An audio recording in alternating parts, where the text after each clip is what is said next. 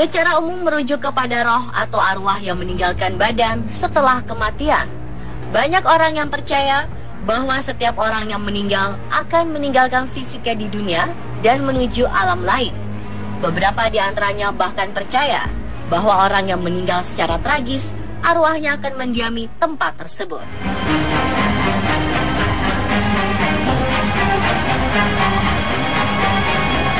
Seperti beberapa kisah yang pernah terjadi di tahun 1990 silam. Kala itu, seorang wanita bernama Elizabeth Ptolomeo mendapati sosok aneh dalam hasil jepretannya. Elizabeth sedang menemani suaminya memancing di Danau Dorothy Dam, kawasan Wisconsin, Amerika Serikat, dan tak ada orang lain selain ia dan suaminya. Namun saat ia sedang memotret, terlihat sosok anak kecil bergaun putih sedang memperhatikan suaminya. Setelah ditelusuri, ternyata tempat tersebut menjadi tempat peristirahatan terakhir atau biasa disebut Star Lake Cemetery. Anak-anak kecil pada zaman dahulu akibat wabah yang mematikan.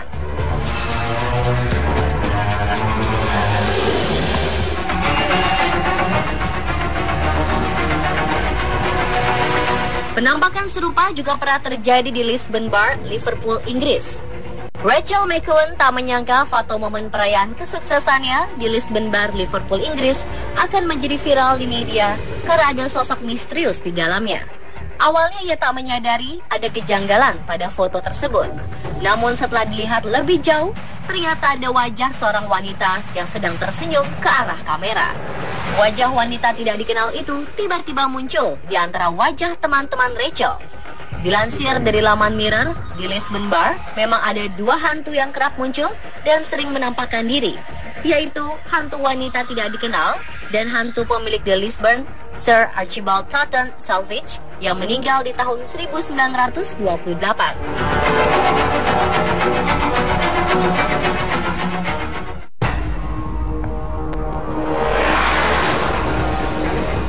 Arwah Jim Morrison juga diyakini pernah menampakkan diri di tempatnya dimakamkan, yaitu Père Lachaise. Saat itu seorang pria yang tak diketahui namanya berfoto di depan makam sang musisi. Dalam foto, nampak sosok putih yang diyakini merupakan arwah vokalis yang tenar di tahun 1967 tersebut.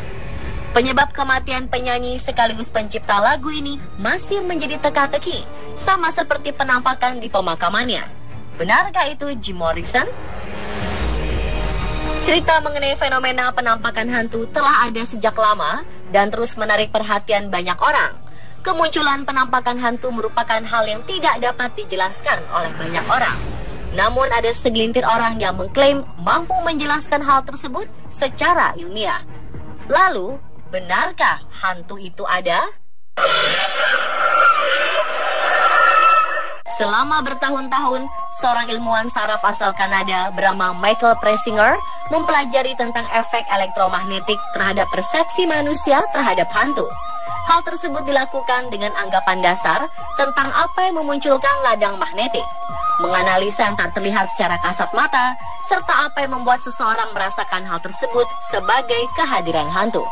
Menurut Michael, ladang elektromagnetik disebabkan adanya pola aktivitas aneh di otak yang membuat seseorang merasa ada hantu di dekatnya. Dalam studinya, ia menyebutkan, jika seseorang diterpa ladang magnetik yang lemah selama kurun waktu 15 hingga 30 menit, orang tersebut akan memiliki persepsi bahwa ada kehadiran yang tak kasat mata di ruangan tempat ia berada. Hal ini sedikit membuktikan bahwa hantu sebenarnya hanyalah persepsi otak yang terganggu karena faktor lain. Salah satu indikasinya adalah kemunculan bayangan yang sering dikaitkan dengan penampakan hantu.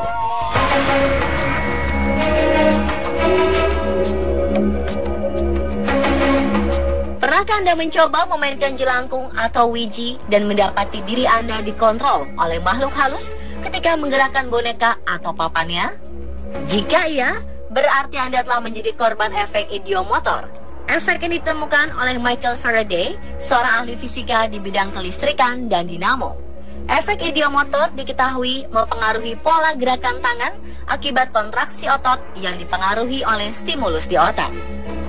Dijelaskan saat mendapatkan sugesti tertentu, otak memproses suatu ekspektasi yang bisa secara otomatis menggerakkan otot tangan. Gerakan-gerakan inilah yang dianggap sebagai gangguan dari makhluk halus. Fenomena ini mirip dengan yang dialami oleh korban hipnotis. Akibat sugesti yang ditanamkan ke otaknya, korban hipnotis dipercaya mampu menggerakkan tubuhnya atau bereaksi secara tidak sadar.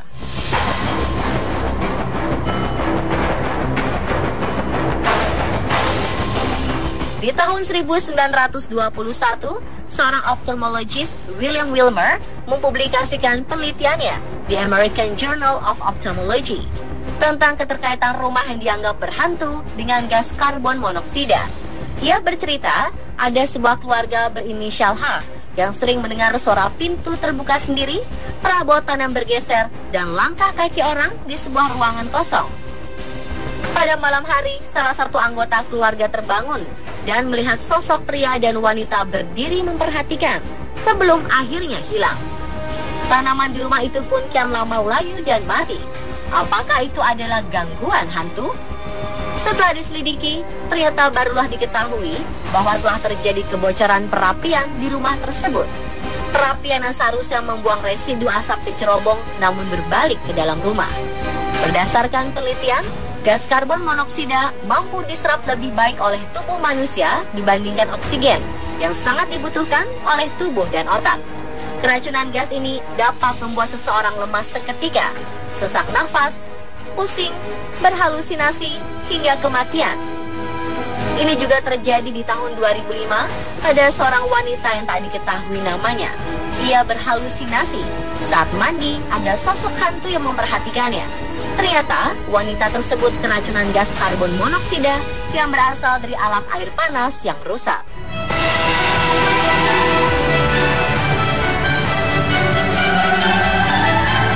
Teori mekanika kuantum pada dasarnya mempelajari struktur terkecil seperti atom yang menyusun tubuh manusia dan dianggap mampu menghasilkan energi. Menurut para ahli, teori mekanika kuantum sering dikaitkan dengan keberadaan manusia setelah mengalami kematian. Beberapa ahli fisika percaya bila roh dan kesadaran manusia berasal dari aktivitas kuantum atom-atom di otak yang diperkirakan akan tetap ada meskipun manusia telah meninggal. Kumpulan dari energi kuantum inilah yang sering dikaitkan dengan penampakan cahaya yang terlihat di sekitar pemakaman atau tempat angker lainnya.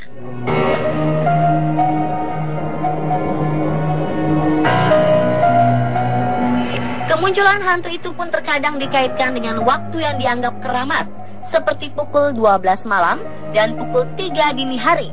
Benarkah demikian? Ternyata, waktu tersebut juga memiliki penjelasan dasar. Secara ilmiah dapat dijelaskan, malam selalu identik dengan kegelapan dan semua seolah terlihat menjadi bayangan.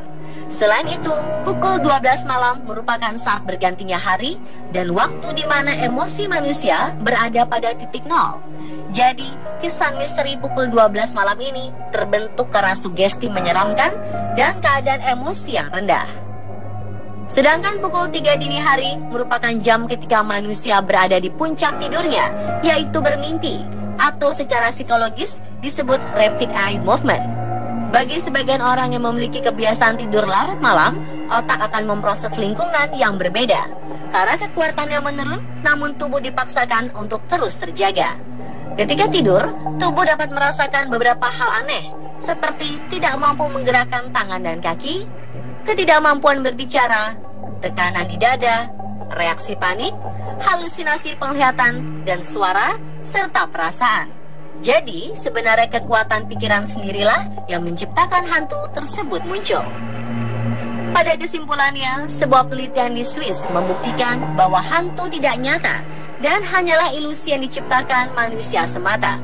Dikutip dari laman Daily Mail, Profesor Olaf Blanke yang memimpin tim Ecole Polytechnique Fédérale de Lausanne menjelaskan bahwa ketika manusia sedang merasa takut dan tertekan, maka ada gangguan pada otak yang menciptakan ilusi bayangan, sosok, suara, dan lain-lain.